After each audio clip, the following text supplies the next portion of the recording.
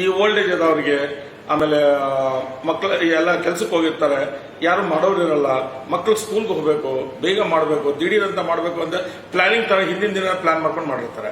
ಅದೇ ಈ ಪುಳಿಯೋಗರೆ ಗೊಜ್ಜು ಇಟ್ಟರೆ ಪ್ರತಿಯೊಬ್ಬರ ಮನೆಯಲ್ಲೂ ಇಮಿಡಿಯೇಟ್ 5 ನಿಮಿಷದಲ್ಲಿ ಕಂಪ್ಲೀಟ್ ಅವ್ರು ರೆಡಿ ಮಾಡಿ ಕೊಡ್ಬೋದು. ಇನ್ನೊಂದು ಮಕ್ಕಳು ತುಂಬಾ ಇಷ್ಟವಾದಂತಹ ಫುಡ್ ಇದು.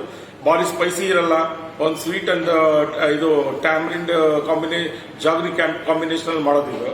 ಸೊ ಈ ತರ ಇರೋದ್ರಿಂದ ತುಂಬಾ ಯೂಸ್ ಆಗುತ್ತೆ. ಬ್ಯಾಚುಲರ್ಸ್ ತುಂಬಾ ಅಂದ್ರೆ ತುಂಬಾ ಯೂಸ್ ಆಗುತ್ತೆ.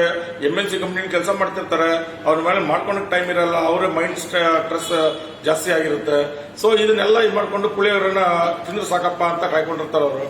ಸೊ ಅವ್ರಿಗೆ ಈ ತರ ಗೊಜ್ಜನ್ನ ಅವರು ಶೆಲ್ಫ್ ಔಟ್ಸೈಡ್ ಇಟ್ಕೊಂಡು ಇಮ್ಮಿಡಿಯೇಟ್ ಎಷ್ಟು ಬೇಕು ಅಷ್ಟು ಅನ್ನಕ್ಕೆ ಕಲ್ಸ್ಕೊಂಡು ತಿಂದು ಹೋಗ್ತಾ ಇರ್ಬೋದು.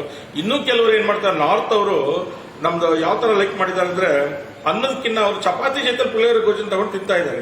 ಇವಾಗ ಇಂಗ್ರೀಡಿಯೆಂಟ್ಸ್ ಯೂಸ್ ಮಾಡ್ತಾ ಇದ್ದೀರಾ, ಇವಾಗ ಹುಣಸೆ ಹಣ್ಣು ಹಾಕ್ಬೋದು ಅಥವಾ ಇದಾಗ್ಬೋದು, ಪ್ರತಿಯೊಂದು ಏನು ಸ್ಪೆಷಾಲಿಟಿ ಅಂದ್ರೆ ಖಂಡಿತ ಸಿರಾ ಮತ್ತೆ ಹಿಂದೂಪುರಿಂದ ನಾವು ಡೈರೆಕ್ಟ್ ಪರ್ಚೇಸ್ ಮಾಡ್ತೀವಿ, ರೈತರಿಂದನೇ ಡೈರೆಕ್ಟ್ ಪರ್ಚೇಸ್ ಮಾಡ್ತೀವಿ. ಬೆಲ್ಲ ನಾವು ಒಳ್ಳೆ ಆರ್ಗ್ಯಾನಿಕ್ ಬೆಲ್ಲ ಇವಾಗ ನಾವು ಯೂಸ್ ಮಾಡ್ತಾ ಇದ್ವಿ.